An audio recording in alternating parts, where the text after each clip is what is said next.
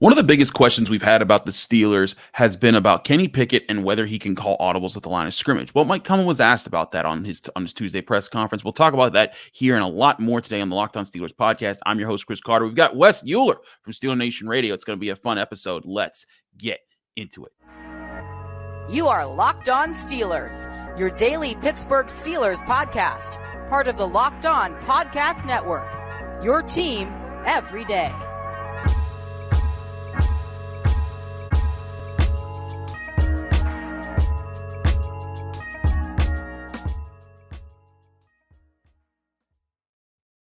Hello and welcome to the Locked On Steelers podcast. I'm your host, Chris Carter, bringing you your daily dose of all things of the Pittsburgh Steelers. As always, you can find the show on your favorite podcasting apps and on YouTube. Like this video if you enjoy it. Subscribe to this YouTube channel to get all of your daily Monday through Friday episodes as well as our bonus content. We thank you for making the Locked On Steelers podcast your first listen every day because we're your team every day. And today, as I said, we are rejoined by our man. It's Wednesday, so we got some Wes Euler back on the show from Steeler Nation Radio. Wes, how you doing? What's up, CC? I'm jacked up to be back. I'm excited to be back with you here on Locked On. Love the intro music, right? Missed the intro music. Missed seeing your beautiful face here. I like this nice new format, too, you got going on. I tell you what, it's good to be back. It's absolutely good to be back. I want to start off talking about the offense, which is still the big point for this. Everyone's waiting for this offense to grow into something. And we talked about it a little bit on Tuesday with Alan Saunders. We did see growth in the right direction, whether you think it's Matt Canada, Kenny Pickett, offensive line, whatever. I want to focus on a few things here. First, I want to play a clip from Mike Tomlin that he talked about the offense in general and how they're making progress forward. Here was Mike Tomlin during his Tuesday press conference with this comment. Open it up for questions. Mike, what does it do for the offense and it maybe and for Kenny in particular when you have him rolling like you did the other day? You know, that's what we desire to do anyway. Sometimes there's less of it when we're not gaining enough fluidity to put snaps together. You know, and that's some of the diversity I think that gets lost sometimes when you're not converting third downs or you're not moving the ball. Sometimes you guys ask about snap distribution for runners, for an example. Hey, can we see more of 30? Well, not if we have 15 snaps in the first 5 possessions because we're not converting third downs. It's the same thing with play concept variation. The more success you have, the more you're controlling the game scenarios, the more you're on schedule, the more possession downs you win, the more concept diversity you have, and you see pocket movement and play action and misdirection passes and screen game and quick game and all the things that really do a good job of keeping defenses off balance. And so I know there were some questions about pocket movement and an increased usage there, but it's really just about more snaps in all of those discussions, whether it's concept variation or player usage. Which allows you to get more into the playbook then. Exactly. So a very important thing here that Mike Tomlin talks about that I think is very essential to this conversation about play calls and why are things so basic is something we have said on this show for weeks, even years, going back to the years before. You cannot get into any complex plays or any plays that can trick defenses in your playbook, get further into your playbook if you aren't executing the basic parts of your playbook. And that's what Mike Tomlin's saying right there. You know, he did fully acknowledge earlier in even his opening statements that, hey, we did a little bit better of having a more thorough game plan, and he puts that on coaching. But I think that is a straight up acknowledgement that's like, look, yes, there's certain things that you saw different in this game that were a little bit more advanced, but it's not because of any reports about Matt Canada being closer with Kenny Pickett or anything like that. It's not about a magic wand. It's about strictly as like, hey, you executed on certain things, which allows you to do other things, because when the defense sees you put on tape positive plays that you're able to do that are kind of basic and taking what's there, that forces them to respond, and then you can counteract that. Yeah, you just never want to be predictable, right? And at times last season, the Steelers were predictable. At times in those first 2 weeks on offense, the Steelers were predictable, and they certainly started doing a much better job of that Sunday night out in Las Vegas, Chris. And I mean, the next step of that too now is to be able to run the football better. I mean, just point blank, period. Absolutely. You have not run you mentioned kind of what you do well as an offense. We heard all offseason from the players, from the coaches. They made no bones about that we were going to be able to run the football. We were going to be a running football team who was going to assert our will at the line of scrimmage, control games that way, and use our talent at wide receivers to let Kenny hit some shots downfield off of that success. When you start to see them improving on offense on Sunday night, still with the run game struggling, like that's kind of one of those glass half empty, glass half full things. You can look at it as a glass half full and say, all right, the offense now is starting to hit some more chunk plays downfield, back-to-back games with touchdown passes of over 70 yards. The offense is doing a better job of putting drives together, right? Kenny with 2 touchdown passes for the first time in a game in his young NFL career. But the final infinity stone of that, Chris, you and I are dorks, right? Use a Thanos, use a Marvel. We are superhero nerds. A Marvel reference is you got to be able to run the football. All this talk about being, multidimensional on offense, about not being predictable, about letting Kenny do more inaudible, in the sense of at the line of scrimmage. To finally kind of reach that last step, you got to be able to run the football consistently. You got to be able to wear teams down in that regard.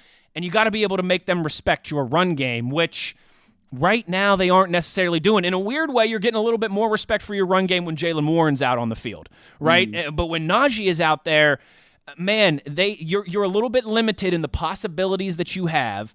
And teams are starting to walk guys down to the line of scrimmage. You've been seeing it. And so for me, good returns early, but yeah, if you really want to not be predictable, if you want to keep defenses on their toes, if you, again, want to be multi-dimensional, before we talk about, a lot of Kenny Pickett, more freedom at the line of scrimmage, all this stuff, you got to be able to run the football better than you have through 3 weeks. Point blank, period. Absolutely. And part of it you got into there was Kenny Pickett and the chance for audibles at the line of scrimmage, because the Steelers have been running into a lot of stacked fronts, and that's a situation where, hey, like it's a legitimate question on tape coaching wise. It's like, why can't you guys get out of certain plays when you see the Raiders just have 9 guys and they are saying, please run it right at us. We're waiting for you to run it right at us. Like, let's go. And then you run it right at them, and then they win the play because that's exactly what they're looking for. And it was a legitimate question. Do the Steelers have audibles there? Because there's times that there is no audible that comes on the field. And it's a question of, is the audible available to Kenny Pickett, or is Kenny Pickett not making the calls? Here was Mike Tomlin when he was asked about that question, and I thought his answer shed some light on the situation. There were instances where Vegas looked like they were putting the 5-down lineman up front, much like Cleveland did Monday night, and you guys still ran into those fronts. How much latitude does Kenny have to make a change there? It depends on week to week. Why would we have Kenny do it when we know there's 5-down linemen in the game? So it's not a player decision. It's a coaching decision. You see the defensive personnel that comes onto the field as you're making calls, and so different plans week to week about whether we choose to run pass check or run check or just to run it, to be quite honest with you. But I promise you, it's not haphazard. There's always an agenda there. So I think right there, that was an indictment on the Steelers coaching staff and even Matt Canada by saying we're a little too runny right there. He's saying, sometimes, because what he's talking about there with the checks means when the Steelers come out in a formation and they see different things, there are certain plays that they have to practice to say, hey, this was the first call that we're coming out here, but we have 2 other calls behind us that we can switch to out of this formation that will allow us to adjust to what they're calling, and or where they're lined up. And in some cases, it's multiple runs that you check into. Some days it's multiple passes, or some days there's a run and a pass based on different fits. And it seems like what Mike Tomlin's saying is that in some of those cases, they're having too many run plays and not enough pass plays available in those switching moments. And I think that's what he's getting at there. And that, to me, now if you want to play calling and play structure, I think there's a lot of people that try to pretend to be gurus and say, oh, this wasn't a good play call when there was a wide receiver streaking down the field. Sure, yeah. You're not in the huddle either. You don't know exactly what was called. Yeah. Exactly. I think those are situations. But when Mike Tomlin says this right here, to me, is a legitimate criticism of Matt Canada and Steelers offensive play calling. What say you, Wes? I am picking up what you're putting down there for sure. I wonder how much of it is just a straight shot of, Mike Tomlin thinking this is what we need to be doing more of. I wonder how much of it too is just a balance of them, let's be honest, knowing that they can lean on their defense and that they just want to minimize mistakes and potential errors on offense. It's easy to forget, but that was Kenny Pickett's 16th start in the National Football League, right? So, he's just on that finishing up a rookie season timeline of what would normally be. And I'm not saying it's right or wrong, but maybe in their minds, they still have the training wheels on a little bit in that regard, because they're looking at what the defense has done, 8 takeaways in 3 games, and they're saying, listen, as long as we protect the football on offense and just kind of stay on schedule, we're going to be fine. With what we can do on defense, we're going to be able to win games 23-18, right? We're going to be able to win games, was it 26-24, I think was the final against the Browns? We don't need to score 35 points. If we can get into the 20s with what our defense has been doing, we're going to manage these games. We're going to keep, and I'm using air quotes, right? But the training wheels on the offense here. And he said, I would be naive if I didn't think that was potentially part of it as well, too, because that's what the Steelers for 2 years, that's what they've wanted to do, is lean on that defense and just do enough on offense. Absolutely. I want to keep talking about this and the offensive line with Wes Euler here from Steeler Nation Radio. I'm Chris Carter here on the Locked On Steelers podcast. Stick with us. We still got a lot to talk about on today's show, whether it comes to predictability and performance. But before we do anything else, I want to remind you guys this show is sponsored by eBay Motors. Our partners at eBay Motors have teamed up with Locked On Fantasy Football host Vinny Iyer to bring you some of the best fantasy picks each week all season long. Whether you're prepping for a draft or scouting the waiver wire, every week we're going to provide you players that are guaranteed fits for your roster. So with this year going, we're going to talk about eBay's guaranteed fit and fantasy pick of the week. And this week, it's a Steeler, Pat Freiermuth. Pat Freiermuth got more involved with the Steelers offense in week 3 than he did in all of weeks 1 and 2 combined. He had his second touchdown of the season, and it could be said he's building chemistry with Steelers quarterback Kenny Pickett. That could be a perfect fantasy matchup for the Houston Texans on Sunday, who have given up an average of 10.2 fantasy points per game to tight ends. That includes 17 catches on 20 targets for 162 yards and a touchdown. Start Pat Freiermuth for the best fit this week. And with eBay's guaranteed fit, you can get over 122 million parts and accessories for your vehicle right at your fingertips. You can make sure your ride stays running smoothly with air filters, brakes, batteries, tail lights, alternators, shock struts, you name it, eBay Motors has it. They'll make sure it's the right fit for your car because eBay's guaranteed fit helps you understand exactly what you need to work for your vehicle the first time. So go for it, switch gears and crank the AC and say goodbye to sweating if your ride needs a little fixing up, because now you know you'll always be set up for success from the get-go. With eBay's guaranteed fit, everything your vehicle is calling for is just a click away. For the parts and accessories that fit your vehicle, just look for the green check. Get the right parts, the right fit, and the right prices at ebaymotors.com. Let's ride. eBay guaranteed fit, only available to U.S. customers, eligible items only, exclusions apply.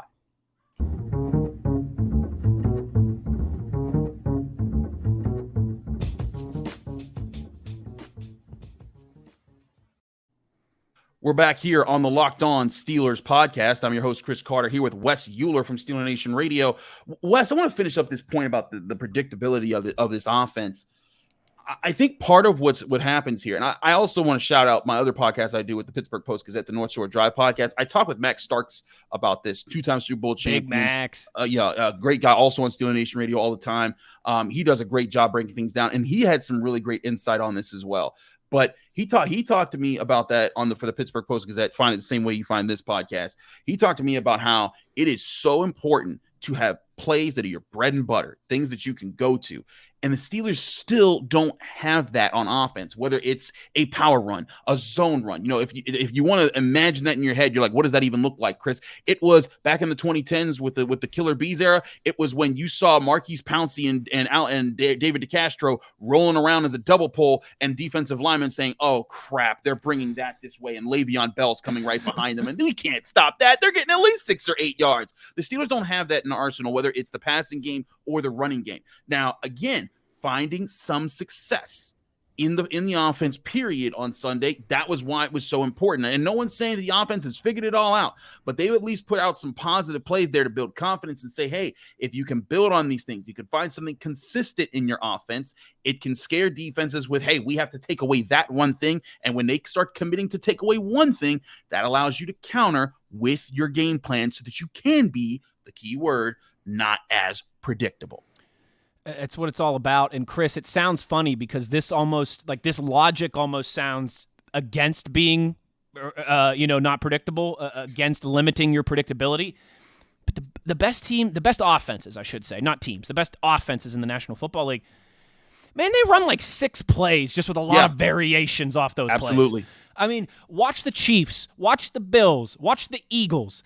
It's really like the same 6 concepts with just some different wrinkles or some motions or something to throw you off in there, because that's what they do well, and you know that's what they do well, and come and stop us. I love the example that you used there of what the Steelers used to do with zone runs, with what they had in Pouncey and DeCastro on the line, and obviously Lev Bell in the backfield. It was like you knew it was coming, but pick your poison. If you try and cut inside, we're going to bounce it outside. If you try and come outside, Lev Bell's going to cut inside and make you look like a fool. If you try and play us straight up, you got to get through Pouncey and DeCastro before you have to try and tackle Lev Bell.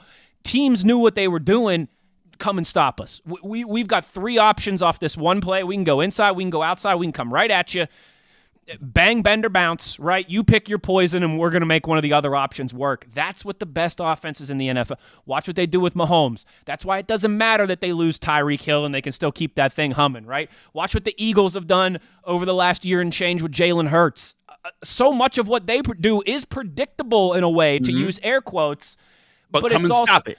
But come and stop it, and if you try and come and stop it, in option A, we've got B and C where we know we can still beat you and we can still make this same design work. It's a weird dichotomy, like I said, where it seems like it would almost work against each other in ways. But a lot of times having simple bread and butter, like you said with Max, that you can we got bread and butter, we got garlic bread and butter, Exactly. we got marinara sauce with look, bread and butter, bring it. right? It all starts with the bread, but sometimes we get the garlic, sometimes we get the butter, sometimes we get the marinara sauce, right? Like that is what the best offenses in the National Football League do. And again, I think a lot of us were maybe cautiously optimistic is the way to put it, but we're thinking that for the Steelers, that could be on the ground this year. It hasn't been through 3 games. And certainly I think everyone is culpable in that regard, from the play calling to the offensive line to the guys in the backfield. They have got to figure that out, because there's been encouragement on offense. But again, if you want to get where you're ultimately trying to go, double-digit wins, division title, playoffs, all that type of thing, right? You got to get this figured out sooner rather than later, because it's the National Football League, and you give teams 4, 5, 6 weeks of film on you, and they're going to know defenses are too good these days, coordinators are too good these days. You have got to have some bread and butter that you can hang your hat on and know that you can do well week in and week out, or eventually it's going to catch up to you. Absolutely. And let's talk about that offensive line for a bit. And in fact, let's not talk about it. Let's let Mike Tomlin talk about it. I asked him about the offensive line and what he's seen either in progress or in progress they need to make. Here was his evaluation on Tuesday. Mike, what are the major components of the offensive line that you've seen are improving and still need to take be improved? It's everything. To be quite honest with you, when you got new people, combination blocks, and getting the feel of how you work well together. And sometimes, man, practice is game light, but it's not a game. The intensity of the penetration on double teams is different in a game setting than it is in a practice setting, for example. And so it's any and all areas, whether it's technical, whether it's communication, collective work, possession down things, and dealing with the myriad of trending structures. We see 3-by-1 defensive front structure on possession downs, for an example. Well, we've seen it on 3rd down 3 weeks in a row now. And so it's reasonable to expect us to block the concepts that come with that structure more fluidly with each passing week because of exposure. Just finished watching some Houston tape. They run 3-by-1 structure on passing down circumstances with their defensive front. And so it'll be 4 weeks in a row we've seen that trending structure. And so it's reasonable to expect the collective to get better in situational ball because of repetitive trending things within the game. And it's also easy to expect individuals within it to get better in some of their one-on-one matchups because there's less questions about what's going on around them. And so I'm not, sidestepping your question. It's just a very real thing. We're getting better in all areas, individually and collectively at this stage of the journey for a lot of reasons. Experience being gained, trending things in the National Football League that you see repetitive, 3-by-1 structure or 5-down linemen or what have you. We're just getting better. Where did you see the improvements? So there was Mike Tomlin talking about thing. By the way, when he says 3-by-1 structure, I think he's talking about like a 4 down front where it's like a 4-3 over, where it's like you got two defensive tackles lined up in A gap and B gap, and you're trying to force double teams there so that your ends can win a little bit more. So I think that's what he's saying. Defenses have been trying to do to the Steelers. I have to say I was unfamiliar with 3-by-1 structure. Yeah, I hadn't heard that either until earlier. Yeah, I was like, that was a new one on me. But I talked to Alan Saunders about that. We kind of came together, and like that's what we think Mike Tomlin meant there. But I didn't want to hold the press conference with continuing to ask about that. But let's talk about this with the offensive line. I agree. Like they need to gel. It's not as simple as, they can just pick up from last year and just be as good as they were. It took them time to get better last year. And we've talked about it on our Stars and Skulls grades so far, Wes. Dan Moore Jr. hasn't really looked good yet. Chuks Okorafor, I think that I think this was one of his worst games this last week against the Texans as far as just keeping his technique. Isaac Seumalo, I think, had his first really good game for the Steelers. I thought he was kind of the anchor, but Mason Cole continues to struggle. James Daniels, I think, has been decent, but not really good yet this year. And I think that all that adds up to struggles in the offensive line, which get in the way of running the football like we're talking about this offense needs to do. Big time. And I can come down on either side of the equation here. All right. Let me go with the bad, my pessimistic side, if you will, right? Sure. My pessimistic side is I understand it takes time for offensive lines to gel. There's not a single unit in the National Football League that can, the sum can be greater than the whole of its parts like an offensive line. They also have one new starter from last season. I mean, was Dan Moore Jr. there last year? Was Mason Cole there last year? Was James Daniels there last year? Was Chuks Okorafor there last year? Did any of those guys miss a game last year? Yes, they were all there, and no, they did not miss a game. That's my pessimistic view. The other side is I know it took them a while to get going last year. And when they finally did, they were really able to run the football more successfully. So I'm willing to give them a little benefit of the day. It's the weird balance of being an NFL fan, an NFL evaluator, is you want to grain of salt that the sample size still isn't huge even 3 games into the season, while also knowing that it's only a 17-game season, and that's just the nature of the beast, is you don't have a huge sample size in football at any level. I don't care if it's high school, if it's college, if it's NFL. You just don't have that many games. They need more from Isaac Seumalo, who came over from the best offensive line in the National Football League for the last 5 years and was a not a massive, but still a big money free agent addition. They need James Daniels to be better. They need Mason Cole to be better. And yeah, they need Dan Moore Jr. and Chuks Okorafor to be better as well, too.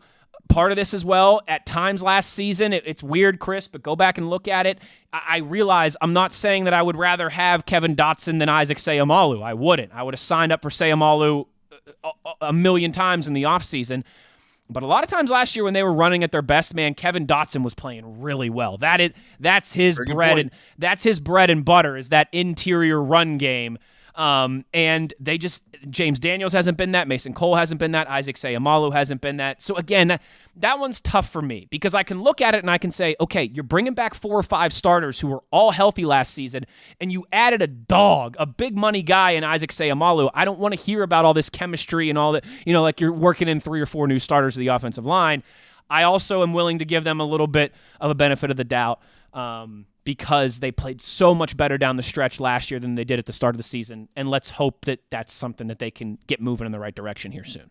Absolutely. I want to talk about the defensive line, too, with Wes Euler, and specifically what we're seeing out of Keanu Benton. I thought that this was a kind of a coming out game for him a little bit. He had a sack, and he looked really good otherwise. We'll talk about that on the other side of the break here on the Locked On Steelers podcast. I'm your host, Chris Carter, here with Steeler Nation Radio's Wes Euler. But first, before we do anything else, I want to remind you guys, this show is sponsored by Jace Medical. When you're dealing with Jace Medical, you can get their great product called the Jace Case. The Jace Case provides 5 life-saving antibiotics for emergency use. All it takes to get a Jace Case is fill out a simple online form, and in some cases, jump on a quick call with one of their board-certified physicians. You get ongoing care from the physicians on any treatment-related questions, doctor created and doctor recommended. Don't be caught unprepared. Everyone should be empowered to care for themselves and their loved ones during the unexpected. Jace handles everything from online evaluations to licensed pharmacy medication delivery and ongoing consultation and care. Jace Medical is simple. You go online, fill out a form, and when you get and you get a prescription, life-saving medications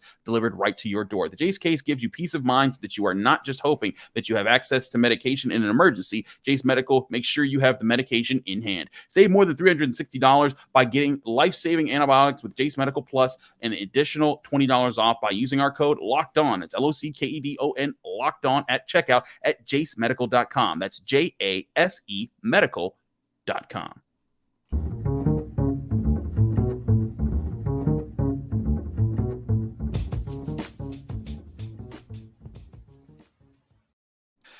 Back here on the Locked On Steelers podcast, I'm your host, Chris Carter, here with Wes Euler from Steeler Nation Radio. Wes, I want to talk to you about this defensive front because they're still not, overly dominant in stopping the run yet. Being honest about how they're playing, and Cam Hayward not being there, certainly a hurt piece, and certainly contributing to that situation right now. On defense, they're giving up the 30th most, so 3 spots from last base, or 2 spots from last base against the run, and 29th in yards per attempt. So they're still not anywhere near what they want to be. Granted, they did face probably 2 of the better running teams in the first 2 weeks of the season, and another talented back in Josh Jacobs just this past week. But I thought one thing that I saw from this defensive front that's very encouraging is that Keanu Benton looks like he's fitting in very well. He's using his hands well. He's getting lower leverage. He's doing the things that I saw him do at Wisconsin, which Mike Tomlin has talked about is so important. It's why that way back when they drafted TJ Watt, they had no doubt in their mind that he would fit into their defense because Wisconsin runs the same defense as them. And when you see goons out there, they're most likely going to turn into goons for you. That's why they're excited about Nick Herbig, and that's why they were excited about Keanu Benton. To me, Wes, when I saw it, everyone saw the swim move that he put on to get the sack. It was extremely clean, looked efficient, huge play in the game. But also on top of that, there was a play where he drew a holding call. There was another play where there were several other plays where I thought he was changing the line of scrimmage. Mm-hmm. He's doing these things as a rookie. If he's able to, if this is his baseline, he could become that really dominant interior piece for the Steelers for the long term. And it's very early in his career to say that he will be that. But this, I thought week 3 was a good setting up point for a really good rookie year for him.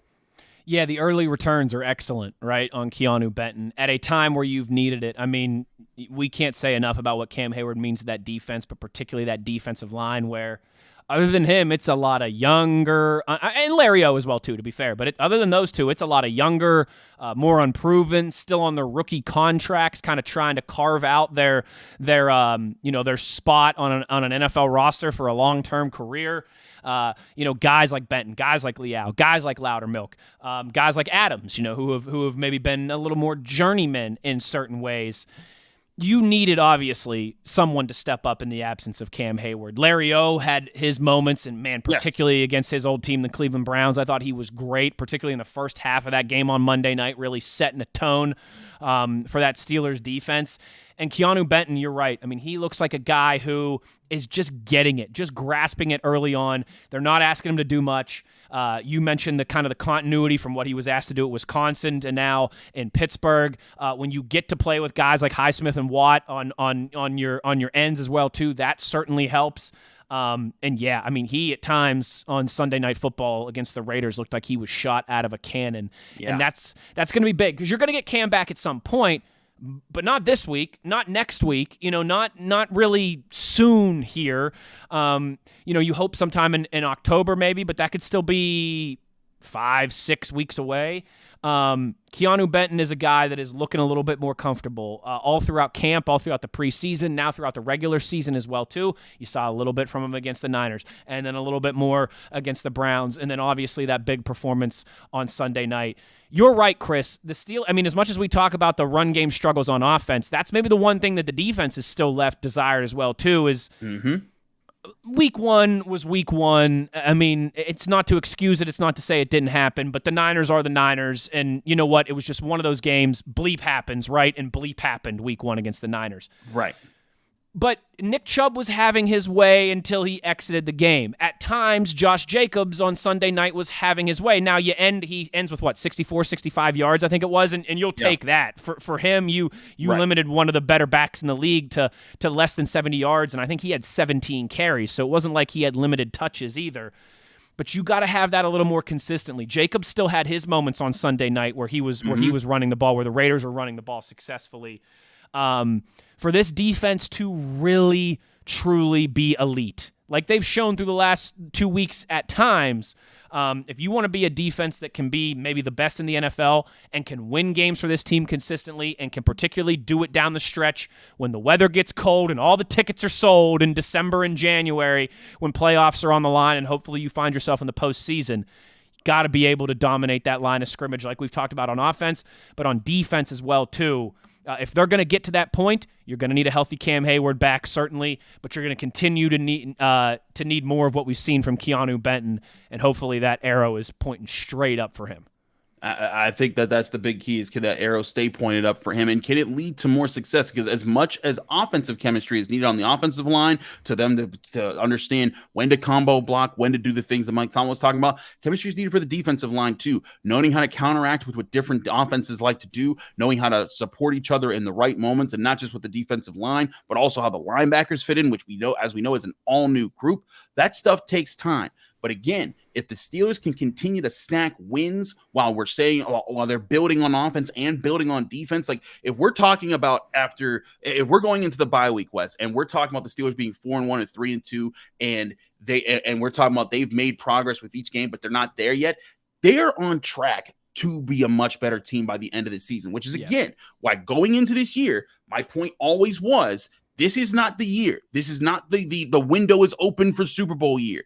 This is the year where they set that window up for the future, and you build it by week after week, getting better. And sometimes you might take a leap. Sometimes there might be a revelation like, oh, something has really clicked. But most weeks, like this past week, are going to be incremental, small changes, small improvements.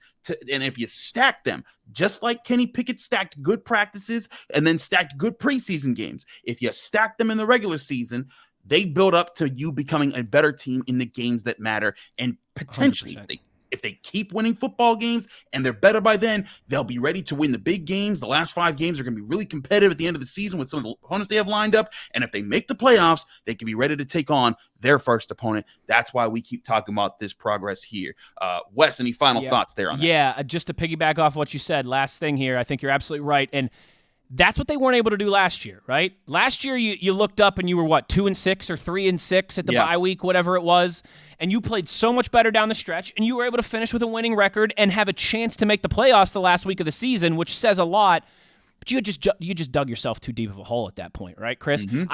I used to have a hockey coach growing up who used to tell us all the time, you can't win a game in the first period, but you can lose one in the first period, right? Mm-hmm. Yeah. You come back in here after the first intermission and we're down 3-0, 4-0. That game might be over. We might have lost the game. Last year, the Steelers lost themselves a playoff spot in the first half of this. They just couldn't dig out of that hole. Make no mistake about it. This year, it's not about playing their best football in September. It's not about being the complete product in October. It's about keeping your head above water, that when you get to November and you're hopefully hitting your stride and you're playing your best football and it's crunch time like it was last season, you're not digging yourself out of a hole. You're 5-3, you're 4-4, you're 5-4, 6-4, something like that. When you get to, that time when the holiday season's upon us, and then all of a sudden you hit your stride, and then all of a sudden you start playing your best football, and all your goals are right in front of you still, you're not digging yourself out of it. That's the thing. Only a couple teams come flying out of the gate like the Chiefs and like the Niners, right? I mean, even the Eagles, they won, but they struggled mightily in their first 2 games before really looking like the Eagles again on Monday Night Football down in Tampa Bay. Just look up in November, have a winning record, have everything to play still in front of you. That's the realistic goal for where the Steelers are at now on their team timeline. Don't be 2-6 or 3-6 like you were last year. Be 5-3, and then look up and start playing your best football and really go get after it. And right now you're 2-1, and you got a chance to go get another victory on the road down in Houston, and then you got Baltimore coming before the bye week. I mean, you're right. If you're 4-1 or you're 3-2 heading into your bye week as opposed to where you were last year, that makes the world of difference because you've still got plenty of room for improvement, but you haven't dug yourself that hole like you did last year. He's Wes Euler of Steeler Nation Radio. Find him at Wesley Euler on Twitter. Find him on all the West Virginia podcasts that even possibly exist. In the Gun, all the shows that he does there. Wes, thanks so much for joining us here on the Locked On Steelers podcast.